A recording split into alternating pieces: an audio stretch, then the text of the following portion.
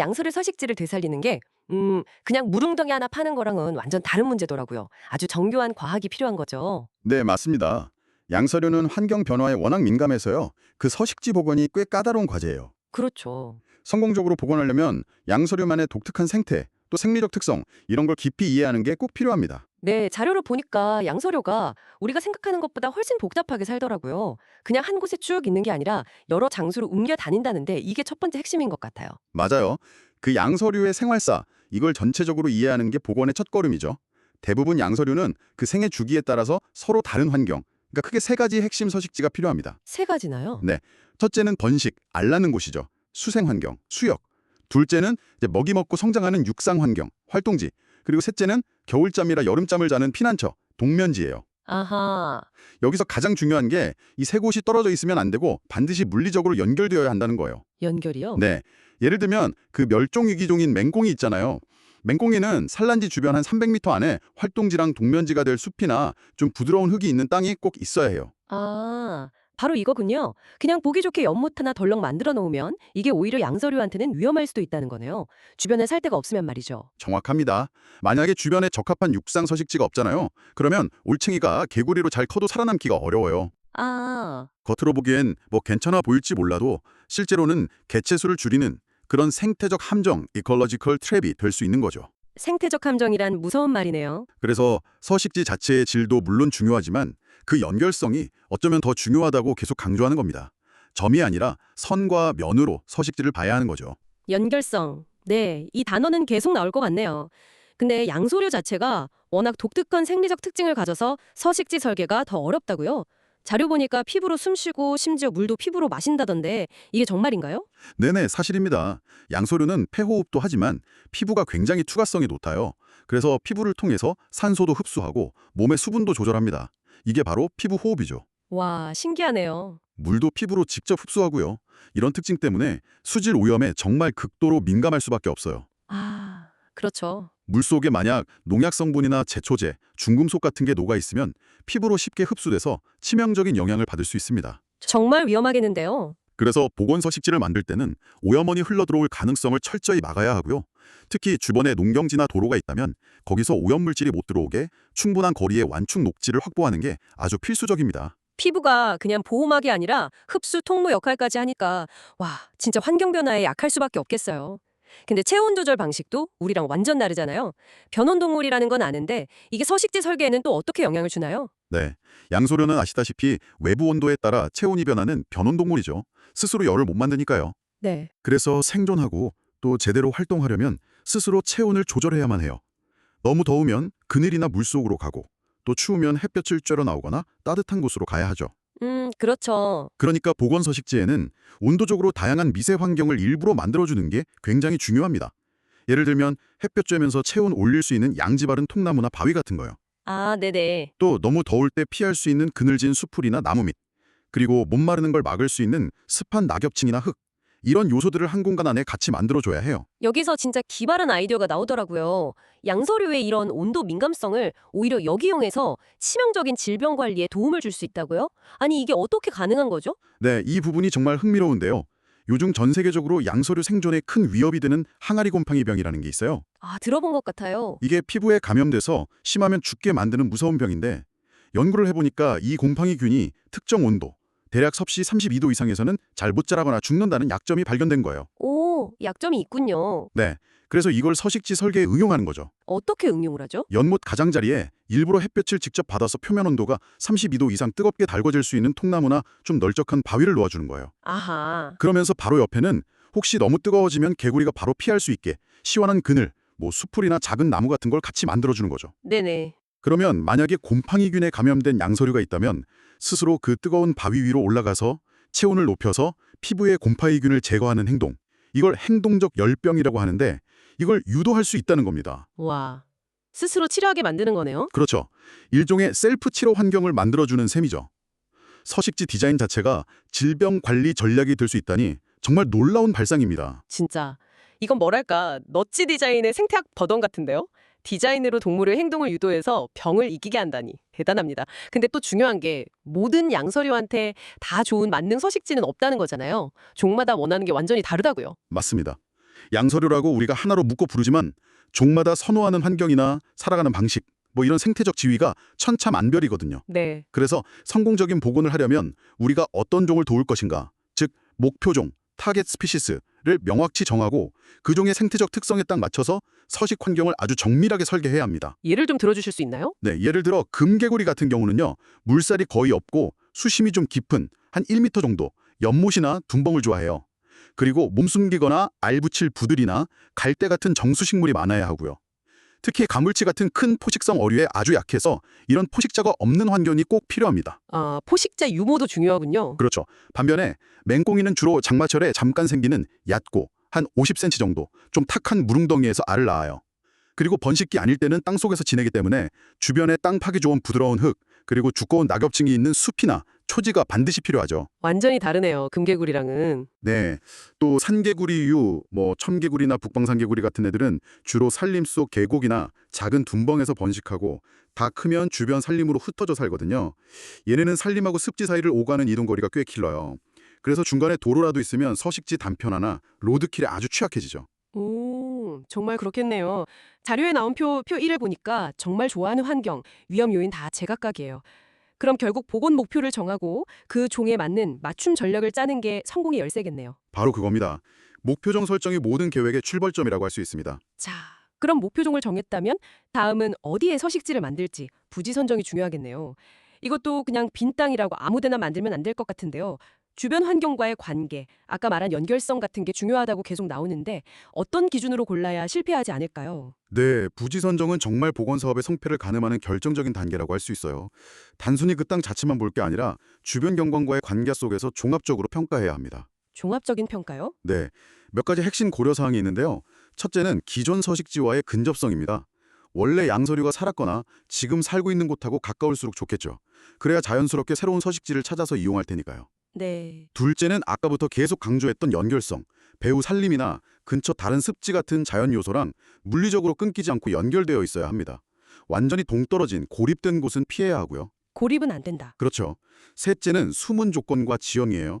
안정적으로 물을 공급받을 수 있어야 하고 지형은 너무 가파르지 않고 완만하면서 물이 잘 안 빠지는 점토질 토양 같은 게 유리합니다. 마지막으로 인위적인 교란 요인을 최소화해야 해요. 교란 요인이요? 예를 들면 어떤 거죠? 도로, 주거지, 공장 이런 데서 나오는 소음이나 불빛, 오염물질 같은 거요. 이런 것들로부터 충분히 거리를 두고 또 이걸 완화할 수 있는 완충지대, 버퍼존을 확보하는 게 중요합니다. 핵심은 개별 부지를 따로 떼어보지 않고 더 큰 생태 네트워크, 이콜로지컬 네트워크 관점에서 생각하는 거예요. 이 세 서식지가 전체 네트워크에 어떻게 기여할 수 있을지를 봐야 합니다. 아, 네트워크 중심적 사고 기억해야겠네요. 그럼 부지를 골랐다면 이제 실제 서식지를 어떻게 구성할 것인가의 문제로 넘어가야죠. 그냥 크고 멋진 연못 하나만 떡하니 만드는 것보다 다른 방법이 더 좋다면서요? 서식지 모자이트라는 개념이 재밌던데요? 네, 맞습니다. 예전에는 훼손된 습지를 대체한다고 하면 그냥 비슷한 크기의 단일 인공 습지를 만드는 경우가 많았거든요. 근데 최근 연구들을 보면 이게 꼭 최선의 방법은 아닐 수 있다는 거죠. 아, 그래요? 네, 대신에 다양한 크기, 형태, 수심, 그리고 물이 차고 마르는 주기, 수문 조건이 다른 여러 개의 작은 습지를 마치 모자이크 조각처럼 군집 형태로 만들고 얘네들을 유기적으로 연결하는 방식. 이게 바로 서식지 모자이크 접근법인데 이게 훨씬 효과적이라는 게 밝혀지고 있어요. 여러 개의 작은 습지 군집, 이게 왜 더 좋은 건가요? 장점이 뭔가요? 여러 가지 좋은 점이 있어요. 첫째는 시스템 전체의 회곡 탄력성을 높여줍니다. 예를 들어서 하나의 습지가 일시적으로 오염되거나 가뭄 때문에 마르거나 아니면 포식자가 들어와서 제 기능을 못하게 되더라도 옆에 있는 다른 습지들이 대체 서식지 역할을 해주는 거죠. 아, 보험 같은 거네요. 그렇죠. 그래서 양서류 개체군이 완전히 사라지는 걸 막을 수 있고요. 둘째는 다양한 환경 조건을 제공하니까 더 많은 종류의 양서류나 다른 수생생물들이 같이 살 수 있게 해줍니다. 에스토니아에서 했던 대규모 연목 복원 프로젝트가 좋은 예인데요. 다양한 특징을 가진 연목 군집을 만들었더니 불과 3년 만에 목표종뿐만 아니라 전체 양서류 종 다양성까지 확 늘었다고요.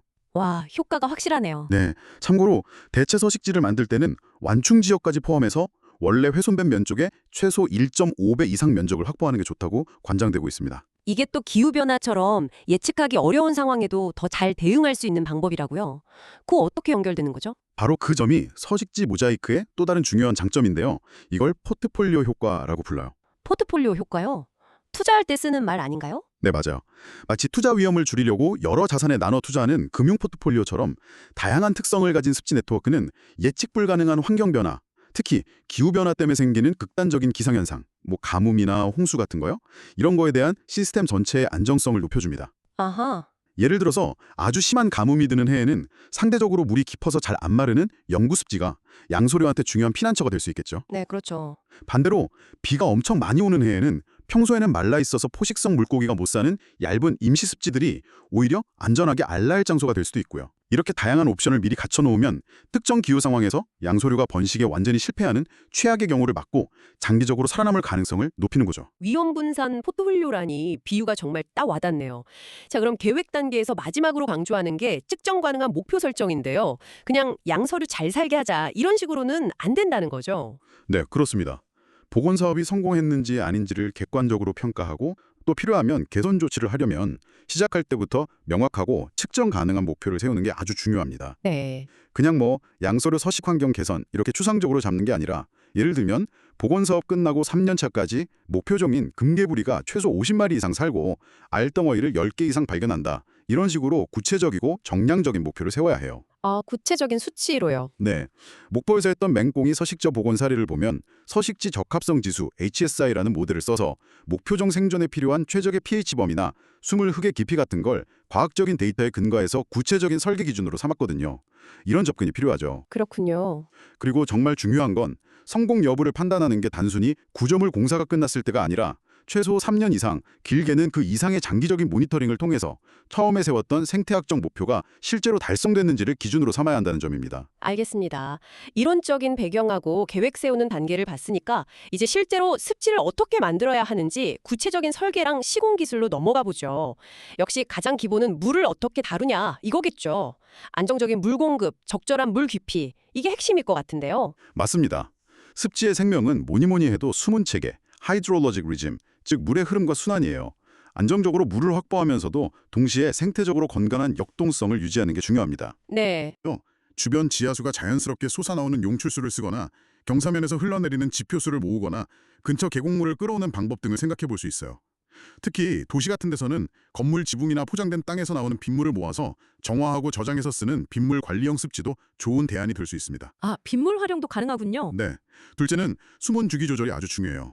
많은 양서류종들, 특히 산개구리류나 맹꽁이 같은 애들은 봄에는 물이 꽉 찼다가 여름이나 가을에 자연스럽게 마르는 계절성 임시습지, 버늘풀을 더 좋아하거든요. 왜 그런 거죠? 왜냐하면 그렇게 주기적으로 마르는 곳에는 양서류 알이나 올챙이를 잡아먹는 포식성 물고기가 살 수가 없어요. 아하, 그래서군요. 그렇죠. 그래서 올챙이가 개구리로 다 변태할 때까지는 물이 좀 남아있다가 그 뒤에는 서서히 수위가 낮아져서 마르도록 수심이나 바닥 재질 같은 걸 조절해서 설계하는 게 핵심이에요. 셋째는 다양한 수심 확보입니다. 다양한 수심이요? 네, 햇볕을 받아서 물 온도가 빨리 올라가니까 알이랑 올챙이 성장에 좋은 아주 얇은 가장자리, 수심 5에서 15cm 정도부터 아주 덥거나 가뭄이 들었을 때 피난처가 될 수 있는 비교적 깊은 곳, 종에 따라 50cm에서 1m 이상까지 다양한 수심을 같이 만들어줘야 합니다. 물 관리만큼이나 중요한 게 연못의 모양, 특히 가장자리를 어떻게 만드냐일 것 같아요. 콘크리트 제방 같은 인공구조물은 양서류한테 정말 안 좋을 것 같은데요. 네, 절대 피해야 합니다. 콘크리트 블록이나 돌망태 같은 걸로 만든 수직이거나 아주 가파른 인공호화는 양서류가 물 안팎을 자유롭게 드나드는 걸 막는 장애물이에요. 그렇죠. 그 위에 흙을 덮어서 식물을 심는 그런 생태공학적 기법을 써야 합니다. 네. 연못 바닥은 물이 새는 걸 막으려고 점토 같은 걸로 다진 다음에 그 위에 흙을 덮고 주변 습에서 가져온 부엽토나 낙엽을 깔아주면 좋아요. 이게 숨을 곳도 되고 또 분해되면서 물속 작은 벌레들의 먹이가 돼서 먹이 그물을 풍부하게 해주거든요. 아, 낙엽도 중요하군요. 네, 그리고 물속에는 일부러 나뭇가지 묶음이나 통나무 같은 수중 구조물을 넣어주는 게 좋습니다. 많은 양서류들이 이런 데다가 알을 붙이기 때문에 번식 성공률을 높이는 데 도움이 돼요. 식물도 빼놓을 수 없잖아요. 그냥 예쁘게 보이려고 심는 게 아니라 양서류한테 직접 도움이 되게 심어야 할 텐데 어떤 식물을 어떻게 심는 게 좋을까요? 식생은 그냥 서식지의 한 부분이 아니라 그 자체가 살아있는 구조물, 리빙 스트럭처예요. 숨을 곳도 제공하고 먹이도 주고 물도 깨끗하게 하는 등 여러 가지 핵심 기능을 하죠. 네. 식물군락은 새나 뱀 같은 포식자로부터 양서류를 숨겨주고 알을 안전하게 붙일 곳도 제공하고요. 또 수면의 그늘을 만들어서 여름에 물 온도가 너무 높아지는 걸 막아줘요. 그리고 물속에 너무 많은 영양염료, 질소나 인 같은 거요. 이런 걸 흡수해서 부영양화를 막고 수질을 좋게 하는 중요한 역할도 하고요. 정말 다양한 역할을 하네요. 그렇죠. 그래서 한두 종류만 심기보다는 물가에 자라는 부들, 갈대, 줄 같은 정수식물, 물속에 완전히 잠겨 자라는 검정말, 말즘 같은 침수식물, 또 물 위에 떠서 자라는 개구리밥, 마름 같은 부유식물 등 다양한 생활 형태의 자생식물을 복합적으로 심어서 구조적으로 복잡하고 다채로운 환경을 만들어주는 게 좋습니다. 여러 종류를 섞어서요. 네. 식물이 아직 자리를 못 잡은 초기 단계나 아니면 물이 너무 깊어서 식물 심기가 어려운 곳에는 임시방편으로 인공식물섬, 플로팅 웨틀랜드를 띄워서 바로 숨을 곳이나 먹이 공급원 역할을 하게 할 수도 있어요. 여기서 또 재미있는 생태적인 연결고리가 나오네요. 수질 정화하려고 심은 식물이 결국 양서류 먹이 공급으로 이어진다는 거예요. 이게 어떻게 가능한 거죠? 네. 바로 부착조류, 페리파이톤 때문입니다. 부착조류요? 네. 수생식물 줄기나 잎 표면, 아니면 물속 바위나 나뭇가지 표면에 보면 눈에는 잘 안 띄지만 미세한 조류나 박테리아, 원생동물 같은 것들이 끈적한 막처럼 붙어서 자라거든요. 이게 부착조류인데 올챙이의 아주 중요한 먹이 중 하나예요. 아, 올챙이가 그걸 먹는군요. 네. 그리고 여러 수소곤충, 유충 같은 작은 무척주 동물들도 이 부착조류를 먹고 자라죠. 그리고 이 무척주 동물들은 다시 다 자란 개구리나 도롱뇽의 중요한 먹이가 되고요. 먹이 사슬이네요. 그렇죠. 결국은 물 깨끗하게 하려고 식물을 심는 공학적인 목표가 자연스럽게 먹이 피라미드의 기초를 튼튼하게 만들어서 양서류 개체군 전체를 지탱하는 생태적인 과정으로 이어지는 겁니다. 다 연결되어 있는 거죠. 와, 정말 신기하네요. 자, 그럼 물속 환경만큼이나 물 밖, 그러니까 육상 환경 만드는 것도 중요하다고 계속 나왔는데요. 구체적으로 어떤 시설이나 구조물이 필요할까요? 어린 개구리들이 물 밖으로 나왔을 때 안전하게 지낼 곳이 있어야 할 텐데요. 맞습니다. 올챙이 단계를 지나서 변태를 마치고 육지로 올라온 어린 개구리나 도롱뇽, 그리고 다 큰 성체들은 번식기를 빼면 대부분의 시간을 물 밖, 육상 환경에서 보내거든요. 네. 그래서 습지 바로 주변에 복잡하고 다채로운 미세서 식처, 마이크로 헤비테이트를 인위적으로 만들어주는 게 아주 중요합니다. 가장 대표적인 게 통나무 더미, 로그 파일, 나뭇가지 더미, 브러쉬 파일, 돌무더기, 락 파일 같은 거예요. 아, 일부러 그런 걸 쌓아두는 거군요. 네, 이런 구조물들은 낮 동안에 햇볕이나 건조함을 피할 수 있는 습한 피난처가 되고요. 뱀이나 새 같은 포식자로부터 몸을 숨길 수 있는 안전한 은신처 역할도 하죠. 또 겨울잠이나 여름잠을 잘 수 있는 중요한 장소가 되기도 하고요. 주변 숲에서 나온 두꺼운 낙엽층도 비슷한 역할을 해요. 그리고 땅다람쥐나 들쥐 같은 작은 포유동물이 파놓은 굴이나 나무뿌리 및 빈 공간 같은 자연적인 구조물들도 양서류가 겨울잠 장소로 잘 이용하니까요. 가능하다면 이런 것들은 훼손하지 않고 보존하는 게 좋습니다. 앞서 연결성이 핵심이라고 계속 강조했는데 현실에서는 도로 같은 것 때문에 서식지가 뚝 끊어지는 경우가 너무 많잖아요. 이걸 해결하기 위한 방법이 바로 생태 통로군요. 어떤 원리인가요? 맞습니다. 도로나 철도 같은 선형 기반 시설은 양서류 서식지를 조각내고 이동을 막아서 개체군을 고립시키고요. 또 이동하다가 차에 치여 죽는 로드킬을 일으키는 아주 심각한 위험 요인입니다. 네, 문제죠. 생태 통로는 이렇게 끊어진 서식지들을 다시 연결해서 야생동물이 안전하게 이동하도록 돕고 생태계의 연속성을 확보하려고 만드는 인공 구조물이에요. 사슴이나 멧돼지 같은 큰 동물들은 주로 도로 위로 넘어가는 육조형 통로를 쓰지만 양서류나 파충류, 작은 포유류처럼 땅바닥이나 땅속으로 다니는 동물들을 위해서는 주로 도로 밑을 지나가는 터널형 통로를 설치합니다. 아, 터널형이요. 네, 무엇보다 중요한 건 정확한 위치 선정이에요. 반드시 미리 충분히 조사해서 실제로 양서류가 도로를 건너려는 시도가 자주 보이는 지점, 즉 이동 길목, 코리도에 설치해야만 효과를 볼 수 있습니다. 엉뚱한 데 만들면 아무도 안 쓰겠죠? 하긴 그렇겠네요. 근데 터널을 만들어 주기만 하면 양소류들이 알아서 잘 찾아 들어갈까요? 왠지 어둡고 좁은 터널은 좀 꺼릴 수도 있을 것 같은데 양서류 특성을 고려한 설계 기준 같은 게 있나요? 네, 당연히 있습니다.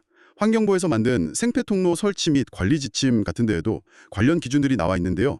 양서류의 행동 습성이나 감각 능력, 특히 시각이나 습도 감지 능력 같은 걸 고려해서 세심하게 설계해야 합니다. 어떤 기준들이 있죠? 몇 가지 중요한 기준을 보면 우선 통로의 폭, 내부 폭은 왕복 2차선 도로면 최소 50cm 이상, 4차선 이상 넓은 도로에서는 최소 1m 이상 확보하는 게 좋고요.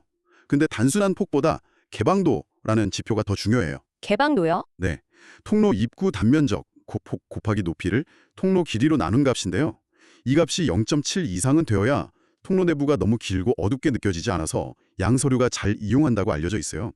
통로 내부 환경도 중요한데요. 바닥에는 물이 잘 빠지면서도 습도를 유지할 수 있게 흙이나 모래를 깔아주는 게 좋고요. 너무 긴 터널은 중간쯤에 격자용 덮개, 그레이팅을 설치해서 자연 채광이나 환기가 되도록 할 수도 있습니다.